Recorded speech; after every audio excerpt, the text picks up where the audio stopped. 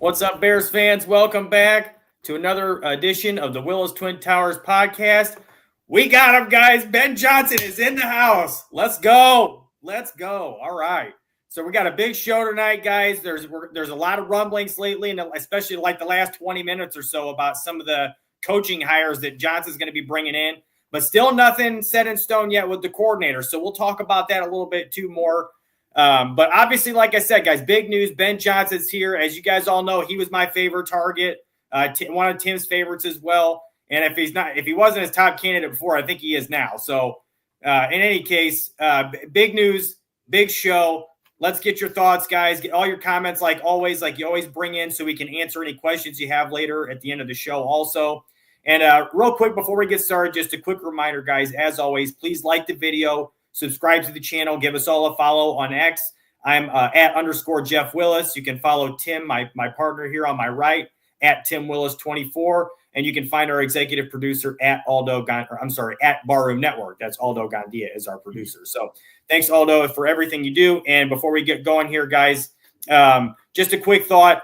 I thought it was interesting, some of the things that were said in the press conferences. We have some clips for you guys that we'll show later on in the episode here tonight. But just a lot of positivity going on. It's the first time in my lifetime that we've ever seen the Bears hire the guy that everybody wanted. That pretty much everybody in the fan base, everybody in the media, everybody in the sports community, even the former players and talking heads around, that have been former players for the Bears and for other teams, they all wanted them to get Ben Johnson somehow, and they made it happen. So I'm really excited about this. I think it's a really good move for the Bears. And if anybody had any questions about whether this guy could lead a team overall, I think that if it's not going to be totally squashed just by a press conference, but I think he did a pretty damn good job showing what kind of leader he is in that presser. And it was impressive. He's had several interviews, like 10 or 15 in the last week since then with other outlets like radio calls with 670 and ESPN and other places such as that, like Marquee, I think, did one with him. So I thought that was really interesting that he was willing to go out of his way to do all those as well. And he just seems like a good fit for this team. I can't wait for this season to get started and to see his approach. I can't wait to see the offseason plan for how they attack this, especially with the roster. So I'm not going to take too much time on my rambling, but it's so exciting for me as a fan and as a person who's had my own show here with my brother for the last year. And it's really nice to see that things are finally coming to fruition the way we'd like to see them happening. So, I'll send it over to you now, Tim. Just give me your initial thoughts, and then we'll get going on some of the rumblings lately and what we think about all this. Well, number one, the most refreshing part of Ben Johnson's introductory press conference and all of his interviews and radio calls that he's had since, I haven't heard Coach speak, which was a massive refreshment from what we saw with Matt Eberflus. Never gave straight answers, only ever had Coach speak. And look, I'm not a negator completely of Coach speak, because I think there's times where it's necessary, not to give everything up, and it's fine to use some of that Coach speak.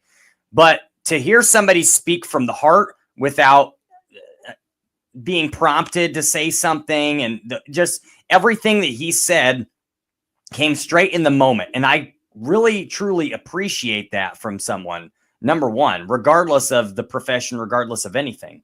So that was a breath of fresh air, certainly. Secondly, like you said, no doubt that he could command an entire football team, in my opinion, because the way he was able to command that room. I don't think aura is the right word, but from anybody that's spoken that was in that room and in that building at that point in time, they all said the same thing, that they could just feel that the attention was solely and only on him, and he just commanded that attention, without obviously asking for it. It's just the way that he was personified in that moment. It was nice. We've never seen that from Eberflus. I never felt like he was commanding the room. I highly doubt the players felt that way. Just too much of a quirky, goofy, awkward guy. And Ben Johnson is like a polar opposite of that. Sure, there's some quirky to it, but I think the quirky isn't a good way. I didn't see anything wrong with that. I've heard a lot of reports or a lot of people talk about him and saying that he's a little quirky. But I didn't have a problem with it. I thought it was well done. The way he spoke, it was excellent to me. Very articulated and clear in his message. He had a plan in place for everything. And I feel like he has really been focusing on this for quite a while now, especially after the first round of interviews last year that he went through and didn't take any jobs. But I feel like he's truly and fully prepared for this opportunity. And I really feel like he's done a good job of hopefully preparing for a staff. And, I think obviously they all have an idea of who they want to bring in, but it was like instantaneous whenever he was hired that immediately there were reports about Dennis Allen being the number one target for defensive coordinator. I'm assuming there was clearly already conversation there. So to me, it's refreshing to know that he's got this plan in place. It seems like a plan that should be well executed. And the fact that he's willing to adjust and adapt to players, especially with his offensive scheme, which he discussed in the press conference about building this thing up from the studs or tearing down the studs and building it back up based on the players that he's got, the players that they want to acquire.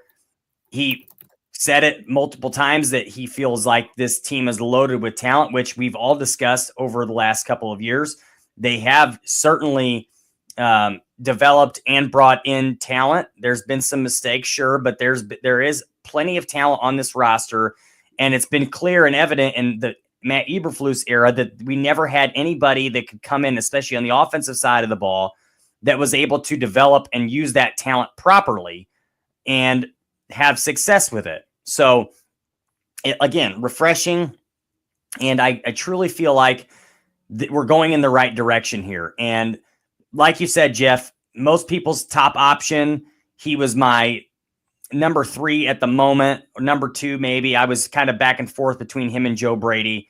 And the only one that was above them at the time when I first looked at this coaching cycle was Vrabel, and Vrabel was off the board. So of the two, definitely I would have been fine with either one of them and happy in that instance. But the more I hear and see Ben Johnson, the more I feel like, yeah, this guy was a home run. And it's just also refreshing that he chose the Bears. That is where he wanted to go.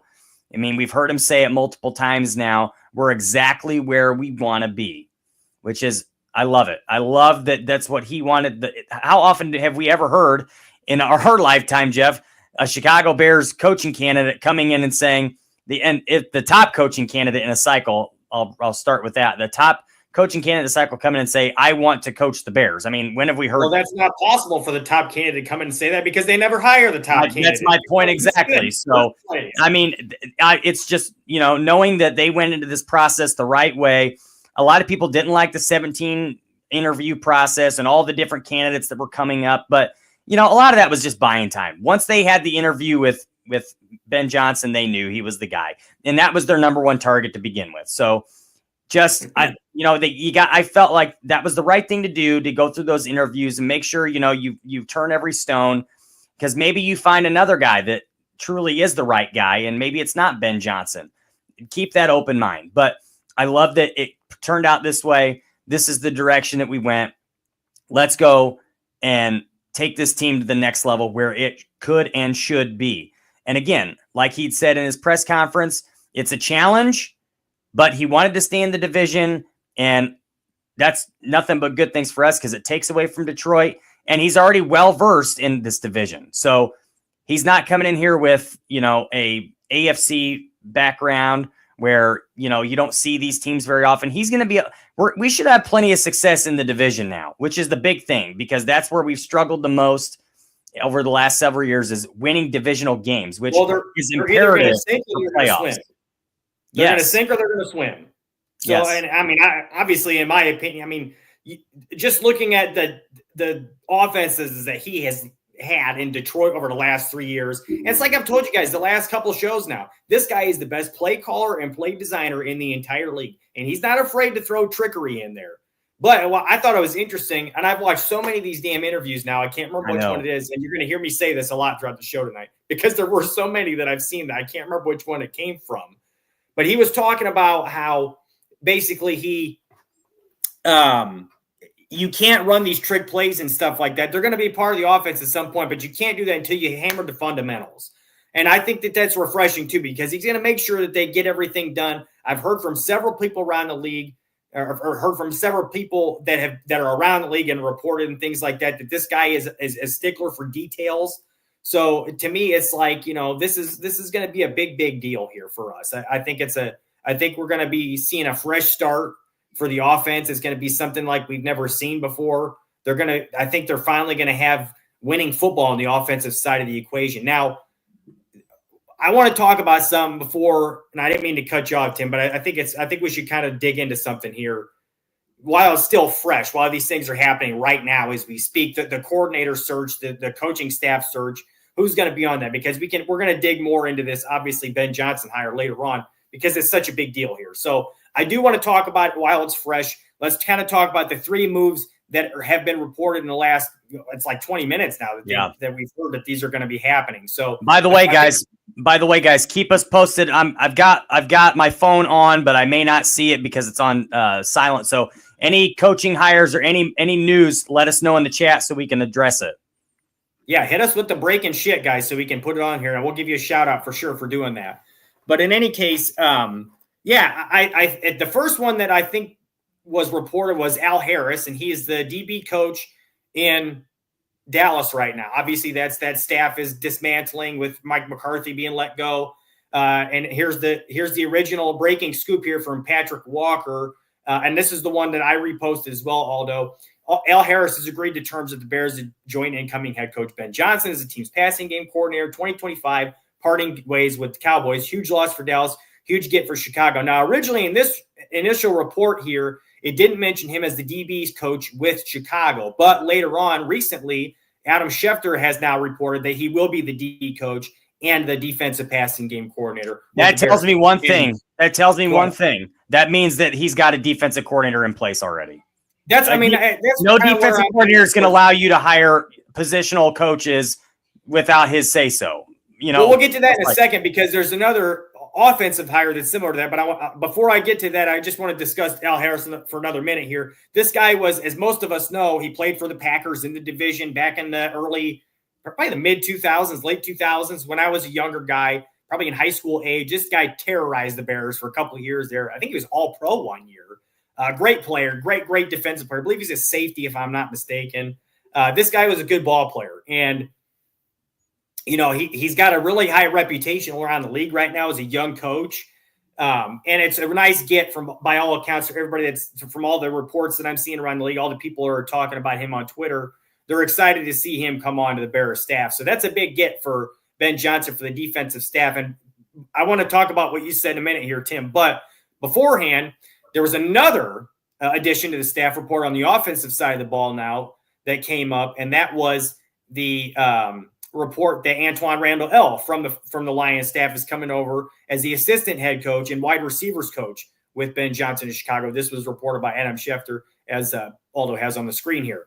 So that's a really big get, in my opinion. And another thing that's interesting about this is obviously he's going to be the wide receivers coach. But again, in this report also, it doesn't mention a coordinator role for him. So that also leads me to believe that a coordinator is yet to come here for the offensive side of the ball. And again, I'll get to that in just a minute. But Randall L., this guy is a local product, Thornton High School in, I can't remember where it's at now exactly, but it's in the area, in the Chicagoland area. He played football at IU, Indiana. He was a quarterback, actually, at IU, but he switched to receiver when he was drafted by the Steelers. He's pretty good there. He threw a touchdown pass in the Super Bowl, if you guys don't remember that. He's a good player. He's a good returner, and he's a fiery guy by all accounts. You see him on the sidelines and stuff, coaching the receivers over there. He ain't afraid to get in their faces, and I like that. I think the Bears need that shit, especially DJ Moore right now. So I think that'll be big for them to have a guy like that, And another interesting thing about him is that this is a guy that was obviously brought over from the Detroit staff. He's the first one. So, but with the first one, obviously right away came another one. If you guys aren't aware, just within the last, again, like 20 minutes or so, was another report that the Bears are bringing on JT Barrett, the assistant quarterback coach for the Lions, who's going to be the quarterback coach for the Bears. This was reported by Brad Biggs. So, this shit's accurate. So, as Aldo has on screen here, there's the tweet. But in any case, This is a big get for the Bears. Also, I think this is a guy I feel like is pretty highly respected around the league from what I've seen. Also, Ben Johnson doesn't bring him on to staff to coach Caleb Williams if he's not confident that he's going to follow and do what he wants him to do. He's not going to coach him the way he wants him to be coached. So to me, I'm pretty confident in this. I think this is a big deal to have now 2 guys from that line staff that have come aboard. Now, what you said, Tim, I want to get to this real quick because I think it's interesting. You talked about the coordinators that haven't been brought on. You mentioned Dennis Allen. I've seen some stuff around Twitter that, and these aren't exactly fully reliable sources like an Adam Schefter or like a regular Chicago reporter, so I can't speak with any certainty. But I've seen stuff that the Dennis Allen thing is not necessarily dead. He could be with the Bears as soon as tomorrow. So my fingers are crossed that that's actually going to happen. I think that is an excellent fit for the Bears if he comes on. Yeah. What a great coach, great defensive coach. Obviously, he hasn't worked out as a head coach, but this guy knows how to coach defense. Well, and just to piggyback that, anybody that says that they don't like him because of his head coaching prowess, go look at his defenses. His defenses have been excellent over the last 10 years. He has top 10 defenses every year. The New Orleans defense went from ranked like 29th in the NFL to being ranked 3rd in the NFL in 3 seasons. I mean, this guy, he's just an excellent defensive mind. I love how he plays man a lot more often. He plays that 4-3 style defense without so much of that Tampa 2 zone, which I really like. I think this defense can flourish in that. But again, just to say that, Jeff, anybody that doesn't like the Dennis Allen idea is crazy because this guy is an excellent defensive mind and a very highly respected coach.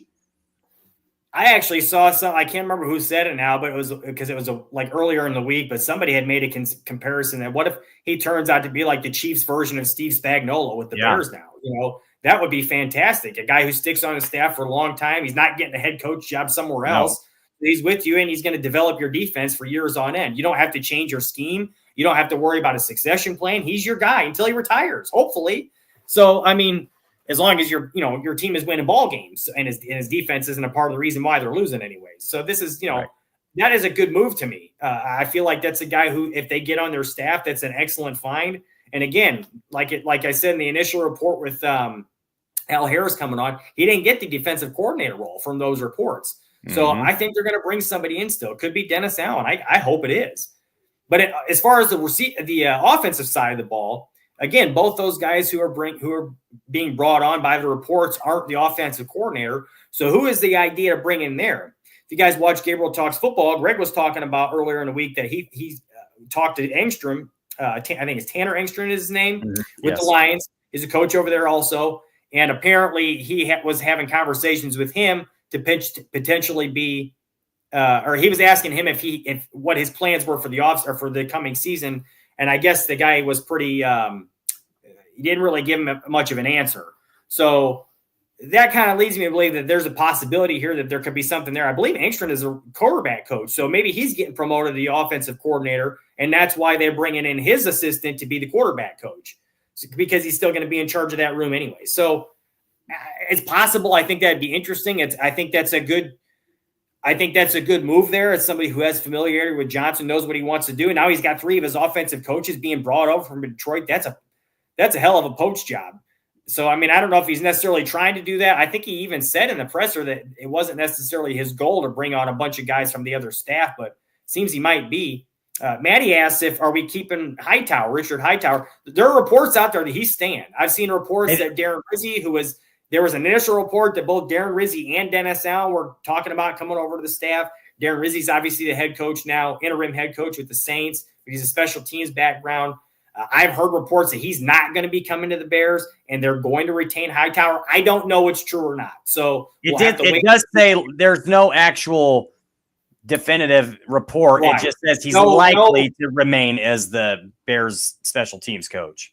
Like I said earlier, no major reporting source has mentioned that he's coming over or anything like that, or he's not a part of the staff or whatever the case may be. So there have been several names that were mentioned that staff already. I'm trying to think of all the names that were let go so far.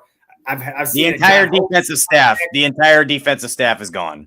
That's for the most part. I don't think all of them, but I think for the most part they're pretty much gone. Offensive staff, I think they're pretty much all gone. I haven't heard anything about the tight end coach yet, Jim Dre. But for the most part, they're all gone. So my guess is, and I think the assistant offensive line coach is like the only other one that hasn't been let go so far or something. But my guess is they're all gone. They're going to bring in their own staff. I wouldn't mind if they keep Hightower on. I think Rizzi is a really good coach too, so I wouldn't have mind that. But Hightower's pretty damn good. I wouldn't mind having him back. So if they do keep him, that's not a bad move. He understands the team, so that would be a positive there. He kind of knows where the team is at. He's coached, Torrey Taylor to be pretty good where he's at, and the special teams has played well. I mean, there's a lot of good special teamers on this team that made the team with their special teams ability. So I think I think that would be a positive if he's retained. We'll have to wait and see what actually happens. I think in the next few days, we're really going to start to see what the plan is and the shape of this staff and how it's going to come forth. Aldo mentions Olin for O-line coach. I really wish they would bring in Olin in some kind of capacity. If not, at least assistant O-line coach or something, a special advisor to the offensive line or the run game, whatever. I don't care. Bring his ass in. Get him to help and pay him more than $15.75 an hour for crying out loud, Give him a payday. This guy deserves it. He knows his shit, and he's the legend. Guy's in Chicago. And we could be drafting his son here in a couple years. And we need a center who can play. Like I said, we could be drafting his son in a couple of years. I just feel like that. And that's another thing that there was, I think this one was on one of the interviews Poles did with, I think it was Carmen and Yurko. He was talking about, that was on ESPN 1000. He was talking about, I think they asked him I think it was on this show. They asked him if Ben Johnson and his staff were going to have a hand in personnel decisions going forward. Basically, was the question. And he said, oh, absolutely. Of course they are. That's how we do things around here. He said I can't remember his exact words, but it was refreshing to hear him say this. He basically said, I'm never going to force a player on somebody that I don't think wants to coach him. That doesn't make any sense. And I don't see a situation where that's ever worked. So, and I think that's a good thought process to have there, and for all the detractors that thought that, Ben Johnson wanted alignment with a different GM. He didn't like Ryan Poles and all that other stuff. They're obviously way off because as we've seen, they're obviously very tight now. They're drawing at the hip together at this. They didn't know each other real well before the process, but they obviously are, from what they've said about each other through these first initial pressers and whatnot, they're obviously on board with each other. So there was clearly a connection somewhere. There was clearly a Boston College connection somewhere, getting those two together, talking those two back and forth. Then they both mentioned about the Boston College thing. So I think there was a middleman somewhere in there really getting those two on the same page and on board with each other. I think this has been in the works for a while, if you want my opinion on it. I mean, it very well could be. I mean, like I said, the Bears, they even admitted it was their guy, that guy that they wanted from the beginning. Poles said in an interview that his gut told him in the initial interview with Ben Johnson after the Zoom call that he thought it was done right there, that was the guy. Ben Johnson told them, he was basically, Poles even said this too. He was basically jumping through the screen saying, I want to coach there. This is where I want to be. The first thing he said. So it's like, again, all these detractors that said things like, Don Burr, where are you at, Don Burr, right now? We need you in this chat right now to save face, to stand for yourself. You know what I mean? Because all he was talking about was he ain't going to come there. Ben Johnson don't want to be there, blah, blah, blah, blah, blah, and all this other stuff. But here he is. He's coming and he's poaching half your staff now. So what do you got? Where you got, Don Burr? Where are you at? Apparently not in the chat this time. So, but in any case, I mean, it's really good to see these things, guys. I mean, I can't believe the Bears are finally moving in the direction that everybody wants to see them moving in. It's like they're finally doing things that, other people around the league who know football are saying this is what you should probably do. And they're doing it. I can't wait to see who this offensive line coach is going to be because there have been recent reports. A lot of people thought that Hank Fraley, offensive line coach with the Lions, might come over and take over the OC job with the Bears. But apparently he's staying over there. There was reports he's staying over there. Also, I think his wife even said something on like a social media somewhere that they're staying in Detroit, that, something about this is where they want to be. I didn't see the exact thing, but supposedly that's what happened. His wife said they're staying there. So, I mean, I don't think that that's going to happen, but so if that's the case, who are they going to bring over to be the offensive line coach? He understands how important it is. Ben Johnson said that multiple times. He understands the importance of this. And he even mentioned that the offensive line, not in his words, it wasn't exactly lackluster, but that's what I'm saying. I mean, that was basically what he said is it wasn't good enough. The offensive line was not good enough. We've been telling you guys that for a long time now. Pretty much everybody who watches Bears football, who has a half a brain, could see the offensive line wasn't in the tier of a playoff team offensive line. So that's an important thing to establish. You got to get that fixed. And to see that he's going to have a hand in that he's going to have the say in who he brings on to coach that offensive line, I think is important. And I want to see who he actually does bring in to do that. I think it's a big deal.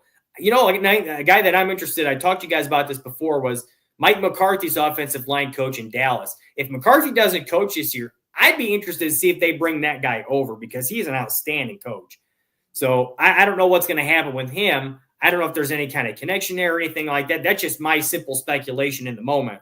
But I would like that move. So I don't know if that would happen or not, but it'd be good to see, at least in my eyes. So, what do you guys think? I mean, who do you guys want to see come on the coaching staff? Who would you like to see as the coordinators? If they're, from what we've seen and heard on the reports and whatnot, I'd like to know what you guys think about that. Otherwise, Tim, do you got any other thoughts on this?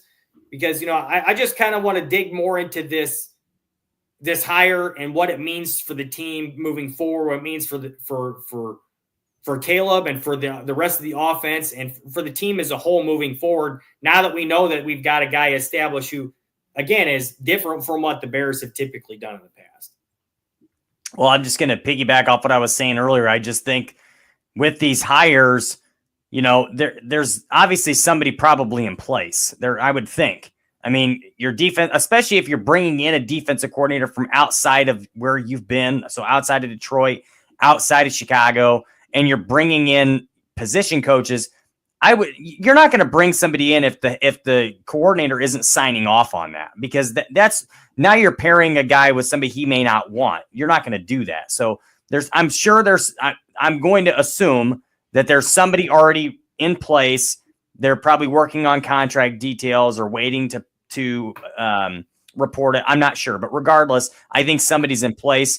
And considering that you've already got 2 members of your offensive staff now, I would say it's also likely that the OC is probably coming in from Detroit and it's already in place too, just hasn't been announced yet.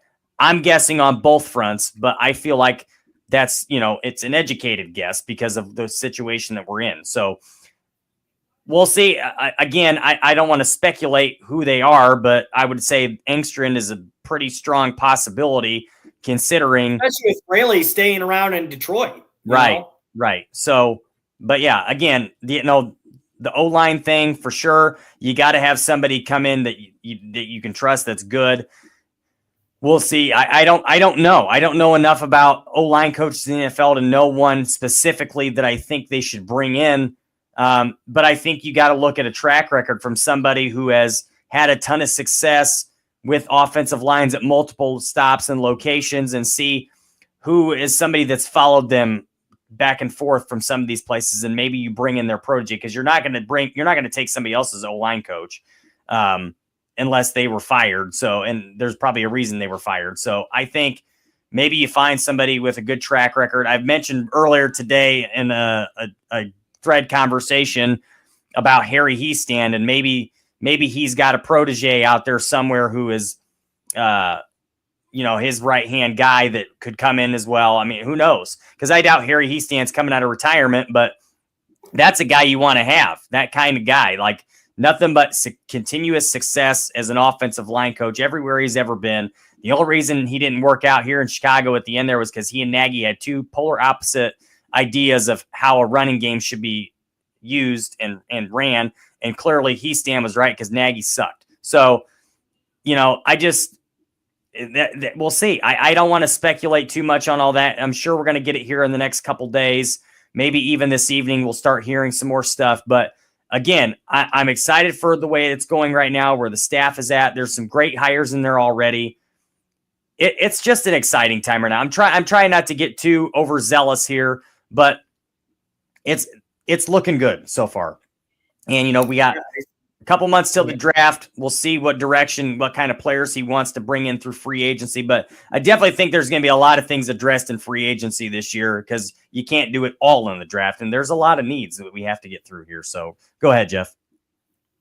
So there's another thing here too, is there's a comment or a question from 3.5, where'd it go? He asked about Bobby Slowick for offensive coordinator. So that's an interesting. If you guys haven't heard, Bobby Slowick was let go from the Texans today. They, in essence, fired him. I don't know the whole story. I've heard that there's some other stuff going on besides just, the team not being that good. I've heard that there's some rumor that CJ Stroud was even saying some stuff like he might not want him around kind of thing anymore. I don't know the story. I'm not going to totally speculate on anything that I don't know, but I've seen those kinds of things fluttering around, but he got fired, and 3.5, that's a good question. Stroud did regress a little bit this year. You guys have heard me say that before now. No question. So I agree with you. 3.5. He did regress this year, and I think that's there's an issue with that, and it could be partly tied to the offensive quarterback. That's the same guy that everybody was talking about last year as a hot head coach candidate because of how well he had Stroud playing in year one. So I don't know. There's something going on there. I don't know exactly what it is. I just feel like a guy like that is probably. I don't know if he's got any kind of connection to the Bears, though. I guess he's going to want to call plays somewhere, and he's probably going to get a chance to because there's a whole bunch of offensive coordinator openings still that haven't been filled yet. And I wouldn't be surprised to see him take one of those. One of them would be interesting to see Pete Carroll in Vegas with the Raiders. I wouldn't be surprised to see that. They don't have a quarterback right now. That would be a place where, he's obviously going to call plays because it's defensive-minded coach. So I don't know what will happen exactly, but that would be interesting to me to see where he goes exactly. I don't think – is my internet sucking right now? You're starting to lag out, and you're like freezing up, and we're all stuck looking at your ugly mug. So, but if you guys haven't seen that yet, Pete Carroll took the Raiders job today. Looks like the Jaguars took Liam Cohen. Real quick, before I get into more Bear stuff here, I want to ask you guys' opinion on this. That whole Liam Cohen situation, wow, is all I can say. What a awful way to handle that. I don't know if you guys have heard the whole story. There's a lot of rumors with it, but supposedly the Bucks hadn't heard from him all day on, I want to say it was yesterday, until like 5 p.m. And then he says, hey, my kid's sick. And during this time, he's going into another interview in Jacksonville. He's not even in Tampa. He's in Jacksonville. And then he's offered the job and takes the job. So just a weird situation after he literally agreed on the biggest contract extension or the biggest contract for a coordinator in history. And then he pulls that on him. So that's crazy, which he did not sign the tender from what I understand, but that's just crazy the way he handled that situation. That was a guy we were talking about for our OC last year. So I'm kind of glad that didn't happen, but there's been a lot of, with him with this back and forth coaching and not staying in one place. So I would bet that that's probably not going to work out real great in Jacksonville, but we will definitely see. So yeah, that very crazy for that. But again, yeah, Pete Carroll taking the Raiders job. So we'll see what he has for OC. I would say I think Jeff was saying, and there's it could be a possibility there, which is true. Maybe he brings back Shane Waldron over in Vegas. Who knows? But yeah, I look, Slowick, the whole Slowick thing, I don't see that necessarily being a fit here just because, number one, Slowick runs the Shanahan offense, which is, Ben Johnson's kind of his own offense. He's kind of got it's a West Coast and a Shanahan, and it's just a hybrid offense. He's probably going to want guys who have worked or he's worked with or have worked with him in the past. As far as I know, he and Slowick have not crossed paths in a location. And like Jeff said, there's some rumors going around as to why he was let go. So maybe there's some skeletons in the closet there, and who knows? I don't know. I can tell you that often he went from being a top coaching candidate last year, and people were talking about even coming to the Bears, to now being fired as the OC in Houston because there was a pretty massive regression on that offense after they loaded up on even more talent in the offseason. Although Diggs getting hurt early and Dell getting hurt late in the season, I'm sure did have something to do with the regression. But again, yeah, we saw a big dip from CJ Stroud. So it's interesting. And that maybe he's not a sustainable coach. Who knows? I don't know. But again, like until we start seeing more here, I don't want to speculate on stuff like that. If we start hearing reports about it, then maybe we're looking at a coach. But Jeff, we've got a lot of clips here tonight, so I want to get into some of these clips. I want to start, if we can. That's what I was just going to say. I want to start with one really quick. Ben Johnson was on Breakfast Ball, I believe it was yesterday morning, and they were talking about, the whole everything with the Bears and the hire and all this. And a question was asked of him about DJ Moore last year, because I think a lot of people's question is, how is he going to handle situations like the Tyreek Stevenson situation, like the DJ Moore situation where he walked off the field? How is he going to handle those situations? Will there be repercussions where there weren't any with Matt Eberflus? At least it appears that way. Maybe a stern talk to, don't you do that again, sir? I don't know. But regardless, it obviously wasn't anything that made guys want to stop doing those things, because it just kept happening. There were too many instances of guys getting away with things that they shouldn't have been getting away with, or feeling allowed to do those things in the moment. So we got a clip here from that. Aldo, if you can pull it up for us, and we can discuss it after. Quite famously this year, DJ Moore walked off the field in the middle of a play and sat down on the bench. I'm sure you've seen it, or people brought up to your attention as you got this job in Chicago. Just walk me through that happening with you as the head coach. What would you do? Yeah, listen, each situation's different. Each player is different. So I'm not going to bucket everything together and say this is how we're going to handle things. What happened last year is last year. We're going to move past that, and everyone's got a clean slate as far as I'm concerned, and we'll develop the trust and relationships from there. But frankly, that type of behavior is not something that you want to see from anybody. That's disrespectful to the team. That's disrespectful to the game, and so we won't want that going forward. I want to address this really quickly because I love the response. Number one, I totally agree with him, and I think it's the right thing to do is to walk in with a clean slate. Don't judge these guys based on the past, especially when you weren't the one they're coaching. You got to give them a fresh opportunity here, because who knows what they were coached of, what they were told they could and couldn't do. You just don't know. Well, let me just translate it real quick the way it just happened. So that was with a big smile on his face in a professional way of saying, like, look, you're good right now because I haven't known you before. We're going to start off fresh and in a good spot, but that shit ain't going to happen again. That's exactly what it was. And that's what he said.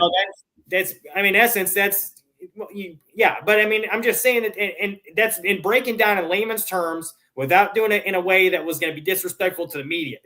That's what's going to happen.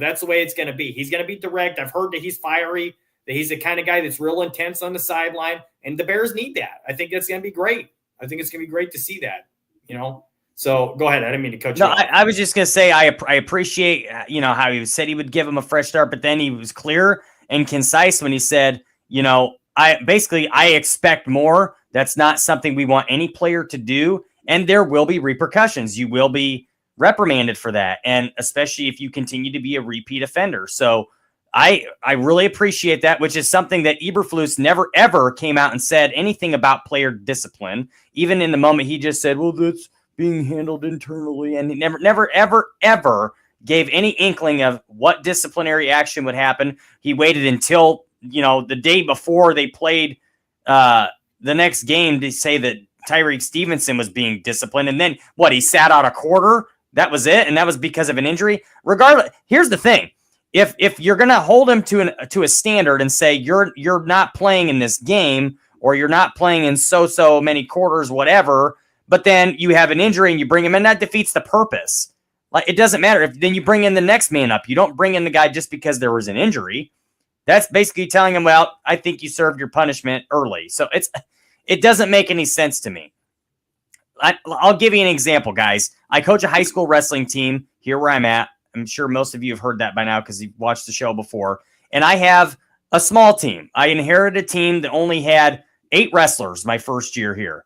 And this is now my second year, and we have about 12 or 13 this year. not enough to fill every weight class. Okay. But I have a few in the same weight class.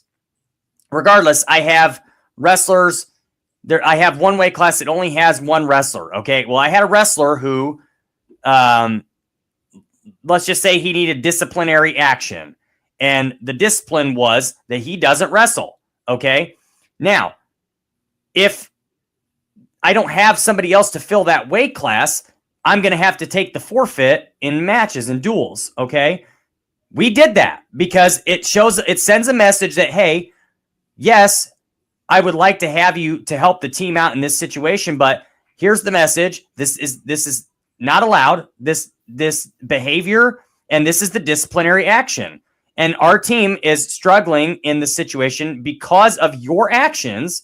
So this is how we're going to handle this.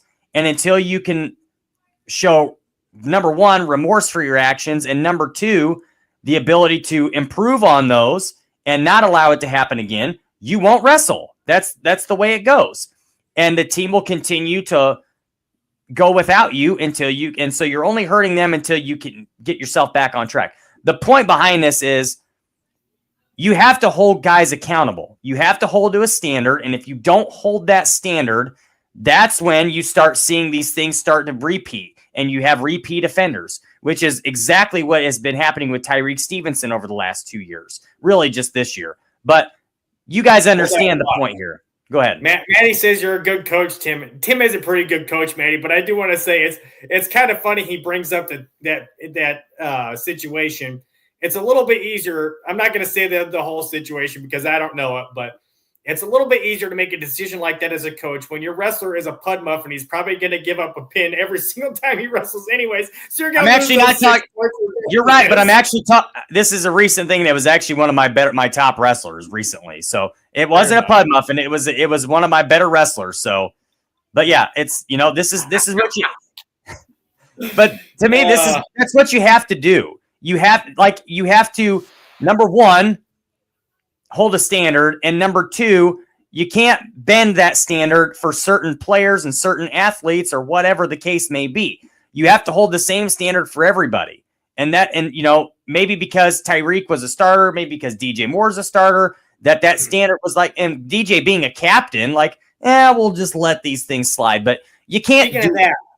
Let me piggyback off that because there's another clip we have that kind of discusses this leadership thing. So yeah. Ryan Poles was on with I think it was Carmen Yurko. This is the interview I was talking about earlier, guys, that we've got a clip of here, and he's talking about leadership with these guys because they'd asked him about if the Bears have good leadership on the team.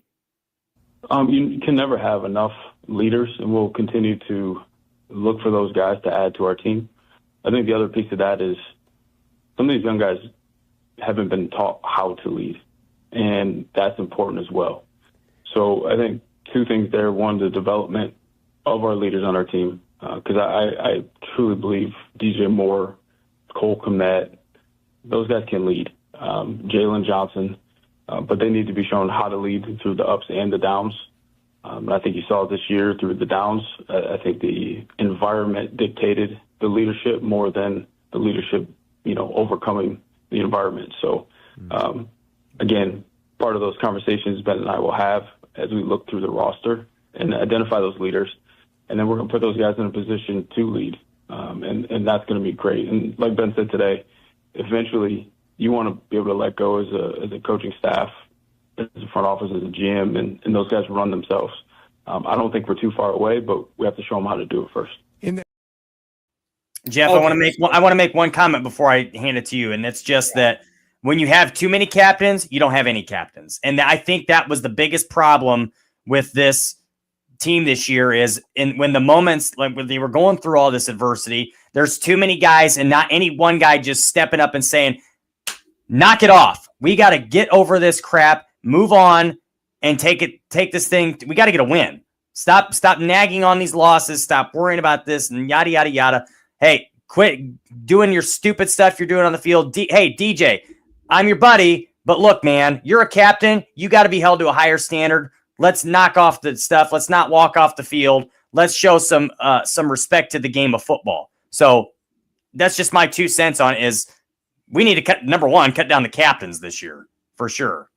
Well, yeah. I kind of agree. I mean, I tend to agree with you. If you got a bunch of captains like that, then you really don't have a true leader, and that's disappointing. You should, you really don't need to have more than one or two captains on either side of the ball, So I think that should change. And I'll get into DJ in just a second here. But, Maddie makes a good point that, and this is what Ben Johnson said in the initial press conference. He said it to the players. He looked them right in the eyes and said to them, Caleb, Kmet, DJ Moore, and who else was there? The other player that was there. I can't remember now.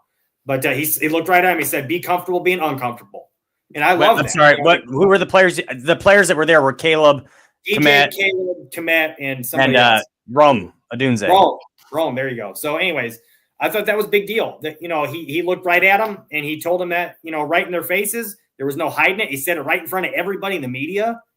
So I think he's going to expect that from them is to start being uncomfortable with the situation that they're in. But that's how you get through adversity, in my opinion. And I thought it was interesting that in that interview they talked about, or Poles talked about, he thinks that guys like DJ and Kmet and Jalen Johnson can be good leaders. That said everything I needed to hear when he said they can be good leaders, because if he has no reason to say they can be good leaders if they're already good leaders and already should be captains. So something was going on there. I felt like this is the problem I had with especially DJ and Kmet, in my opinion, really. These guys started getting real like pissy and moany and pouty at the end of the season. They started acting real whiny about the situation. I don't know if it's because they didn't like the targets that are coming their way or there was a lot of losing going on. But in any case, they were not acting like captains. They weren't acting like leaders. And when a guy like Ben Johnson comes in and says in an interview that, hey, that shit ain't going to happen anymore. That shit's not going to fly. It's not a good look. That makes me feel good that he's going to change that situation. Now, when they talk about teaching the players how to lead and how to be, what they want them to do and stuff, then eventually the players taking the lead and taking the reins on that. I hope that's the case. But in my opinion, I don't think there should be more than one or two captains this year, like I said, on either side of the ball. And I don't see any reason why DJ should be a captain this year. I think he's lost that privilege. And really Kmet too. I think both those guys should have to earn that back because, like I said, I did not like their attitudes at the end of the season last year, at least from an on-the-field perspective. And again, really kind of off the field too. I think you should strip these guys of their captaincy, make them earn it back. And once they've shown you that they're leaders, true captains, then you give it back to them. Well, they're going to start fresh. So that's one good sign of it is they're going to have a fresh start. They're going to have the opportunity to prove that they are or they aren't a leader. I will say this about it. I think this is just speculation on my part. I have no fact with this, but I think Cole probably lost a lot of respect with some of his teammates for publicly calling them out, not saying names, but obviously, if it's you he's talking about in that moment. Publicly calling guys out, going on, CHGO all the time on his own show and in press conferences, calling guys out, mentioning that he was calling guys out in practice if they weren't doing this. But at the same time, I think Cole probably does work his tail off. You can tell Cole is a hard worker and really cares about football and he really wants to win and he really loves this city and this team. Definitely can tell that. And I think he was probably, at least on the offensive side of the football, the most vocal leader this year. I'd say that's probably without question. I think DJ's strength over the years is DJ is a very lead by example player because of how hard he plays and probably how hard he works, but not a very loud leader. And I think the team, just personality wise, DJ's funny. DJ's a funny guy. You can tell he's definitely well-liked. Every room he's in, people love DJ. So I think that just the way that those two did handle things during the season probably was enough to upset some teammates and probably lost a little bit of respect from management and things like that in that regard. And so I think that's where that's coming from. I think Jalen's issue is Jalen's got a little bit of a temper, and Jalen, in a good way, I think at times is he's very honest and he will speak on his opinion, but I think he does it. They don't like that being done in a public setting. And Jalen, more than even Kmet, did that the most. He just go on the radio shows and really just speak his mind. And I think that probably hurt his teammates as well, because you just don't want to air out that kind of stuff. You got to keep those things in the building, regardless of what's going on. You could talk about the game and frustrations you may have had, but you can't call out instances and situations, out for the public to hear. That you got to keep that stuff in house. You just do. That's how things are supposed to be handled in the sports world or the business world and anything. You don't want that stuff getting out. So to me, those three in particular, and I think Poles probably mentioned those three in particular because those three are under contract for the next several years. And I'm not so sure who's going to be on the defensive side. I'm of the mindset that I'm not so sure that Tremaine Edmonds stays on this team much longer. I think there's a possibility he could be a trade candidate. I don't know about all that, because Ben Johnson specifically said in one of the interviews that he had this, again, like I told you guys earlier, I can't remember what half of these ones were, exactly which one it was, but he even said specifically, he mentioned Tremaine Edmonds as one of the players that gave him problems defensively. Well, and true, but we also heard Shane Waldron say that he was excited to work with Justin Fields, and then we saw what happened with that. So, some of that could be a little bit of coach speak there. Like, you got to speak up on the guys that you got. You don't want to lose credibility. I don't know about that. You're not going to specifically mention guys like him and Billings, and I can't remember. Jalen Johnson was one too, I think he mentioned, but you're not going to mention these guys. Kyler Gordon was one he mentioned specifically. Yeah. You're not going to mention these guys. You're not going to name drop them unless you really mean that. I mean, unless they really are. True to a point. That's probably true to a point, but that doesn't necessarily mean anything. It doesn't necessarily mean that he's going to stay. Maybe Ryan Poles wants to move on from him too, just because. I don't think Tremaine's a bad player. I think Tremaine Edmonds is a great football player. I don't want to take anything away from him. I just think that for the money that they're paying him to play inside linebacker, he needs to be an absolute game-wrecking difference maker, and he's not that. I've said it on the show before. I think he's very good at knowing where he needs to be on the play and does an excellent job of getting there, but he doesn't do a great job of finishing the play. Way too often we see him missing tackles, especially open field tackles that he has to make, or else the players are getting into the secondary. I will say the defense in general didn't attack the run very well this past season as they had the year before in general. But another thing too is I will say is there is some truth to the fact that Tremaine Edmonds he's a real threat in defensive pass coverage, because he's so big and so long that he does take up a lot of space in the middle of the field. It makes it awfully difficult to throw around him. That's kind of a big deal. I think that's that might be a part of the reason why Ben Johnson said it was difficult to game plan against him. He's one of those players. That's probably true, but it didn't seem to stop opposing offenses this year. So, I like Tremaine Edmonds. I just think that that's a very lofty contract and a lot of money to be paying for a guy who is not, in my opinion, a massive difference maker. I think that you are getting similar skill set, similar production, maybe more production out of Jack Sanborn than you are out of Tremaine Edmonds. I'm not comparing the players because I don't think it's close. Everybody loves Jack Sanborn, but I think Edmonds is a much better player. I don't want to take anything away from him. Maddie and Brian they're both mentioning TJ Edwards in here. And yeah, the guy he's a monster. TJ Edwards is very good. You want to talk about bang for your buck. The guy is been really good. I think I feel like he was a little bit banged up this past season as far as, he might not have missed any games, or I don't think he was really on the injury report a ton, but he just didn't seem like he was quite the player that he was when he first got to Chicago, or especially the second half of last year. But this past season, I feel like he just kind of he was not quite the same player. And I feel like maybe he had a little bit of something going on injury-wise that he didn't really, cause him to miss any time, but maybe he wasn't as effective as he would have been. So I think that's interesting. I will be surprised. I will be interested to see what they do defensively as far as the personnel goes, because obviously Matt Eberflus had a big hand in the personnel decisions they made defensively. With the guy, depending on who they bring in to be their coordinator there, it will be something to monitor what they do, what they start to do with the defensive decision-making with the roster, both in the draft and free agency. And, one thing I wanted to mention earlier when we were talking about captains and stuff, I think is kind of an interesting point before I get to these questions you guys have. I think, like I said, I think the Bears only need one or two captains on both sides of the ball. Caleb obviously needs to be a captain on offense, and he needs to lead the team. But I think it would be good for them to bring in a veteran, established offensive lineman in free agency who can be a captain and lead the team, who can be a tone setter, who can be a vocal leader. Kevin Zeitler is going to be a free agent. He's been with Detroit with Ben Johnson the last year. I think he came over from Minnesota. They've got familiarity. It'd be good to see him. So, I would like to see that move. It'd be an interesting one. But we'll see how it happens there. That's just my thoughts on that.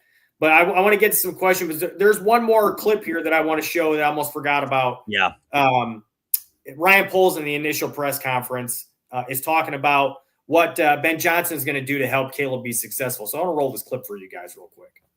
He's going to be challenged to be a professional football player, to do the little things the right way.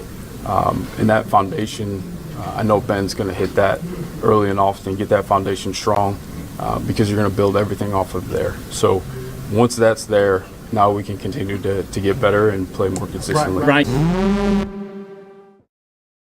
See, that clip makes me believe that there was a little bit of truth to some of those things we were hearing pre-draft about Caleb. A lot of that came out to be false, that he wasn't a good teammate and he's a me guy. That stuff was all squashed. But there's a little bit of a question here, like maybe there was a little bit of a work ethic problem, or maybe there was a little bit of a unprofessional. Maybe not unprofessional, but maybe there was just not quite the level that you would expect a rookie quarterback to bring when it came to day-to-day things. And again, a lot of that could have just been because a lot of that stuff was allowed because it was such a soft room with the coaching staff. Those guys just didn't push anybody. So if that could have been a culture thing, that could have been the team in general, maybe not just Caleb. But I did find it interesting that Poles specifically mentions him learning how to be a pro like that. I just thought the way he worded that was very interesting to me. He's got to be challenged to be a professional football player. I thought that was, I also, it's the word I'm looking for. Like that caught my attention, but at the same time, it's like, he is a rookie. I mean, not everybody learns right away what it takes to be a pro. Well, I will say this too. It's interesting. I will say it's interesting that Ryan Poles, in these two interviews we've just listened to, both of them, he was calling out players a little bit. Like, okay, guys, new regime here. I let your coach handle it last year, but I can tell you right now, a lot of this stuff isn't going to fly anymore. I'm calling you out a little bit. Like, you guys need to be better leaders. You need to be better professionals. Yes, I'm going to let the coaches handle it, but there is going to be some. I'm stepping in a little bit too here. I do think there is something to be said about some of the comments that both Ben Johnson and Poles have made in like the pressers and in the different interviews and whatnot. That there is some, basically them trying to tell the players in essence that there is some change coming. So be ready. I mean, what you're used to, that shit ain't going to happen anymore. So I do feel like that there is something to that there is some some of that where they're basically telling the players a little bit, kind of getting them ready for what's coming kind of thing. So that is an interesting thing. I did, like I said, that did catch my attention. I don't know if it's quite what you said. I think there may be just some of the fact that he's a rookie, involved there. But in any case, there's a bunch of questions and comments in here I want to get to real quick before we get out of here. First one, Torian, this was an excellent point you made early in the show I want to address real fast. You said that you love Ben Johnson said that he's tearing it down to the studs and building it up with Caleb. And I thought that was really interesting because he mentioned, and again, one of these interviews that I saw, one of these many interviews he's had this week, that's what he did in Detroit. He'd never been a coordinator before. So he literally started from the studs and built it up with Jared Goff. He asked him the things that he liked to do in LA. They brought some of that stuff over. He gave him some stuff that he'd used in his past that he'd seen be successful. And they kind of formulated a plan and made it all work. And obviously in year 3, the Lions are one of the best scoring teams they're the best scoring team in the league. They've been one of the most potent offenses 3 years in a row with Ben Johnson leading it. So, that's a real indicator to me. When you've had 3 straight years of serious success, I don't see how you don't have success after that. So I like what you said there, Tori, and I totally agree with that. And I want to see him build it from the studs with Caleb. Go to the bottom, see what he liked doing, in his college stops, see what he liked doing with, in his rookie season with the Bears, see what stuff he's comfortable with, and then work around the rest of the personnel also. Find a way to get the ball in DJ Moore's hands so he can make plays with his legs, because everybody knows he's a very dangerous player with the ball in his hands. Things like that. That's what I want to see. And I think Ben Johnson is enough of an innovator. We're going to see that kind of stuff happen. So do you want to make anything? You want to make any points on that, Tim, before I move on to some of these other? No, you can move on. I was actually looking to see if there was any more news yet, but I'm not seeing anything else. So go ahead. We can get to the questions if you're ready for that. Cliff just makes a point that we picked up a player from the Giants practice squad. He wants to know if it's a good thing. I haven't really heard anything about it. I have to look at it. I saw there were a couple moves, but I don't know anything about it. Squad guys never really end up making the roster anyway, so I don't. Probably depth anyway, if nothing else. Yeah. Competition, depth, yada yada yada. Maddie says sign Drew Dahlman, Trey Smith, and draft Abdul Carter. Do we dare? So Maddie, first of all, Trey Smith.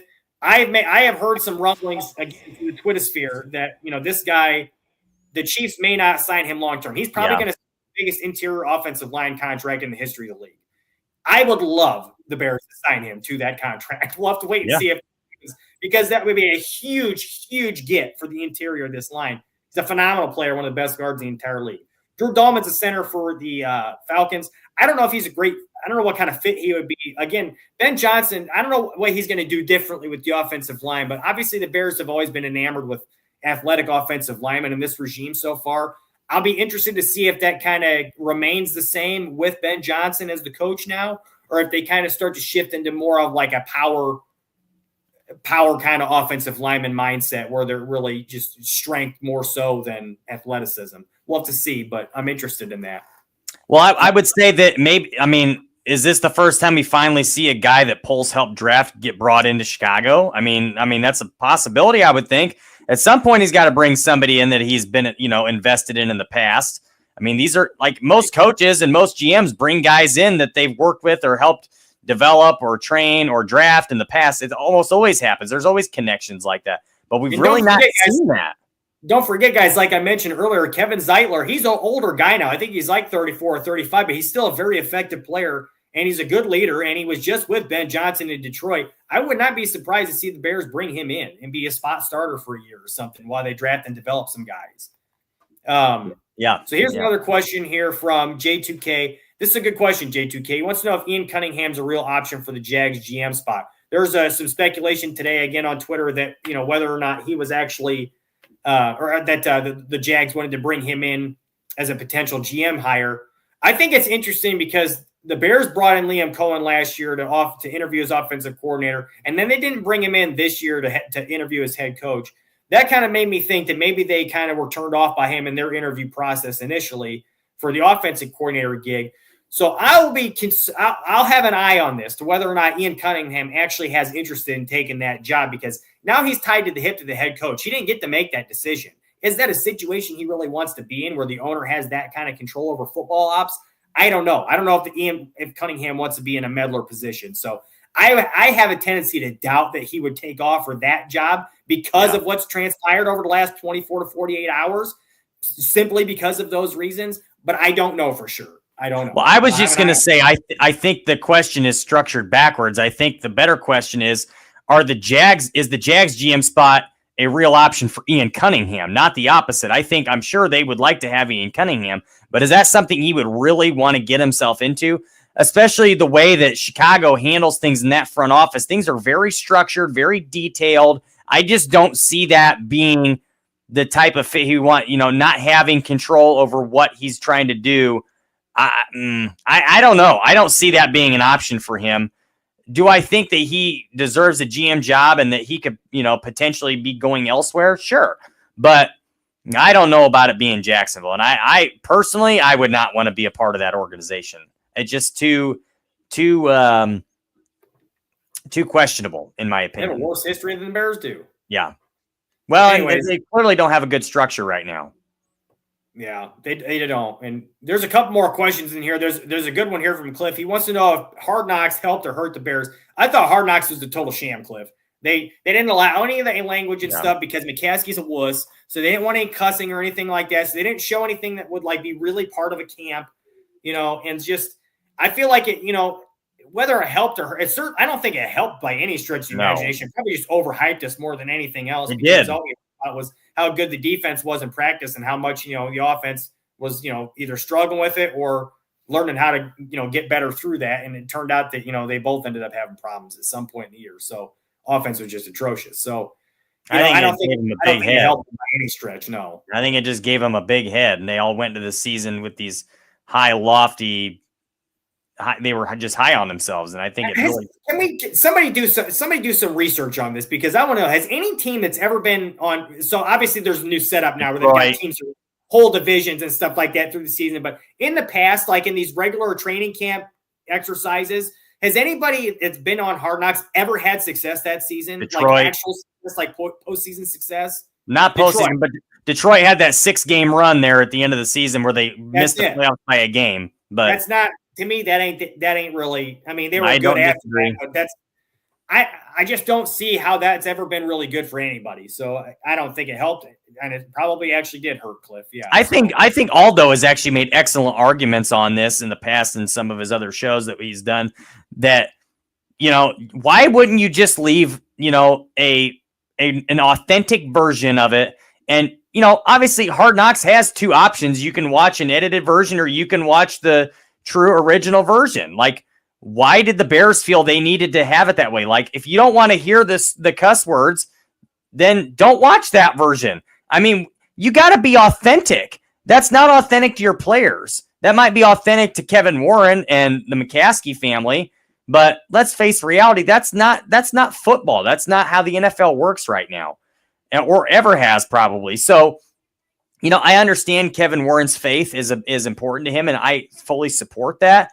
But at the same time, like, you have to let your team be authentic to themselves, obviously, or it's fake. The whole thing was fake. So I don't know. And again, that goes against his religion too, being fake. So I don't know. I didn't like it. I didn't like it at all. I was just going to say, and Aldo's got on the screen here. We were talking about Hard Knocks. I said, I don't think anybody's really had real success. No team has ever won a Super Bowl. No team featured on Hard Knocks has ever made it to the Super Bowl. Is sometimes called the Hard Knocks curse. So it's like the Madden curse. I wonder how many have actually made the postseason, though, if any. That's something I would like to know, because I have a tendency. I would believe that it's probably less than 20%. Yeah. If even that. So one last question that I want to get to in here from Slick. This is a pretty good question too, Slick. With the right moves and adjustments, is it safe to say we can compete based off what Ben Johnson has stated? I think we can absolutely compete. I'm not going to, and I said this last week, I'm not going to do this shit where we've done before, where I start to like make projections and, start to talk about playoffs possibly or anything like that. They better effing compete though. Yes. I think they need to start competing, wins and he said it on one of the interviews he was on today, Ben Johnson. I can't remember which one it was. They're one of the ones I watched today. Like I said, I can't remember. Oh, there's so many of them. He said something about that wins and losses aren't necessarily the important thing right away, but it's establishing that culture and getting everything to where we're doing it the way we want to do it. And the wins will start to come with that. So I don't think the year one is going to be an indicator, how they do as far as wins and losses, like I said, of whether they're actually going to be in the right spot or not. But I do think they need to compete. They need to be competitive in just about every damn game. Yes, 100%. Well, I think there's no question that they will be more competitive. I truly believe that. I'm not in speculation mode right now. I don't want to speculate things because we don't even know how he's going to be as a coach yet. We don't know how he's going to handle camp or anything. So I don't want to speculate early, but I will admit that I believe that they will be more competitive. The offense certainly should take a big step up from where they've been. I think there's no question about that. And Ben Johnson did. I mean, like he said, my plan is to come in here this year and win now. So what does that mean? Does that mean, if I'm not mistaken, somebody correct me, but I believe he did mention making the playoffs or hoping to make the playoffs this year. He felt confident in being able to do that.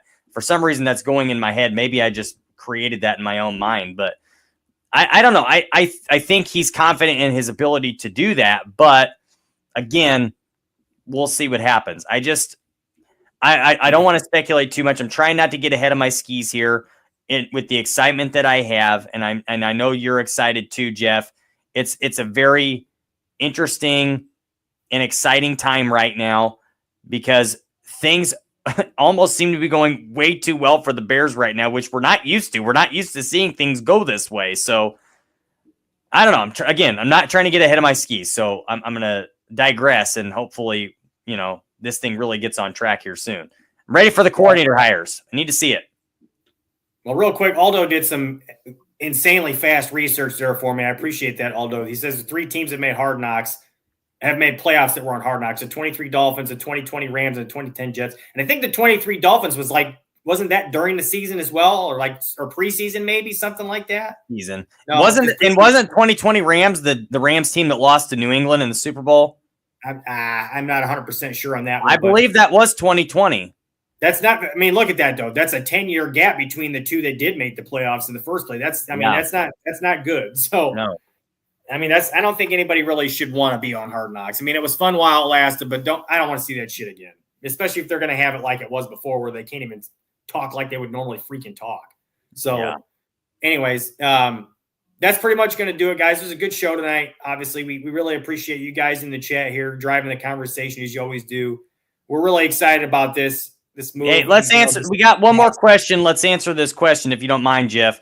Cliff asks, what will you guys consider be a successful year for Johnson and the Bears?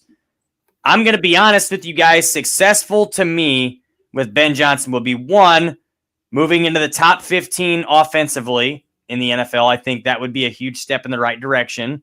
No more bottom of the cellar. I wouldn't imagine us going from bottom to top. I think that's way too lofty. But I think getting into the top 15 offensively, I would hope that keeping a top 10 defense, and I would hope for a much more competitive win-loss season.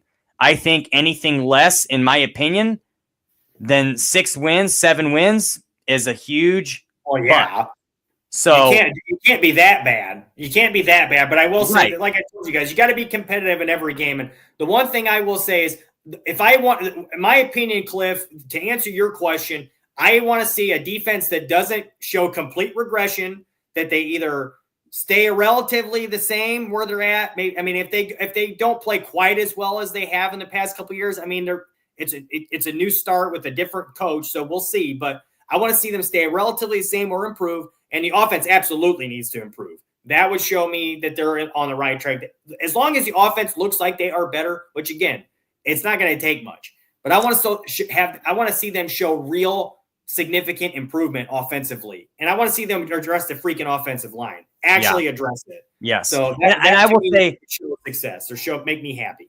I don't, and I wouldn't expect Caleb to, become Josh Allen in a year, but I would hope to see a big step, a massive jump from rookie year to this year. I would love to see that. And I don't even care if that's stat wise. I just mean the way he handles himself from start to finish the game, because he always finished well. But there were a lot of lulls during the games where he was it's like that maybe that fire wasn't burning in that moment. So I want to see that continue for the entirety of a game, number one. And I do want to see that big jump. And I see a lot of people talking about playoffs here, and I think that's a fair, I think that's a fair expectation. If they can improve a few things on the roster, I think that's fair. This is all I'm going to say, because I just said this. I hate doing this expectation thing because it always bites me in the ass. But yeah, I know. The roster is absolutely good enough to be playoff caliber. And that's all there is to it. Yes. It's good enough now. Must address the offensive line, or there's no shot. No shot. Agreed. So anyways, one more thing real quick before we get out of here, guys, because I meant to say this earlier. There have been some interviews that the Bears had for their defensive coordinator job. Yes. And I meant to say this earlier. I just totally forgot. One of them is from the Rams. He's the DB coach there, an associate head coach. I can't remember his name now. Aubrey Pleasant, maybe? Yes. Or is he the other guy? From where? L.A.? Yeah, the Rams. No, that's Aubrey. That's Aubrey Pleasant. One more interview too. I can't remember who the guy is now. Minnesota. He's Minnesota's DB coach. DB coach. Yeah. Can't think of his name. Darren something maybe, or I cannot remember for the life of me. Somebody find it, but I just yeah, want you guys to know that they're there are- both defensive backs coaches. Yes, there are. Like, I just wanted you guys to know that there are interviews in place for DC. They just haven't named one yet, so I don't know if one of those guys are actually in the running for the job or if they're just satisfying a requirement. And Dennis Allen's, I don't know. We're gonna have to wait and see. Yeah, probably. Hopefully, I don't know. So, anyways, guys, we appreciate the support tonight. It was a great show. You guys are always in here with such excellent stuff to talk about, such excellent comments and questions, and we really appreciate how you guys, like I said before, help to drive the show. Durante Jones is the guy's name. Thank you, Aldo, the coach from. I was close. I said Darren. Anyways, guys, again, we appreciate you guys as always. Please continue to come back on Fridays to see us and converse with us as always. Before we get out of here, again, just a quick reminder, please like the video, subscribe to the channel. You can find us all on X or Twitter. At Barroom Network is our executive producer, Aldo Gandia. You can find myself at _Jeff Willis. And you can find my brother here, Tim, at Tim Willis 24. So, again, guys, thanks for being here, and bear down until next week. Got Bears. The Willis Twin Towers podcast is a Barroom Network production. Jeff and Tim Willis are the co-hosts and co-producers. Aldo Gandia is executive producer. Music is licensed from Pond 5. Any copyrighted material used was done under the Fair Use Doctrine for commentary, criticism, and informative purposes. All of our programming is available in audio-only format by subscribing to the Barroom Network wherever you download podcasts. Videos are archived on YouTube.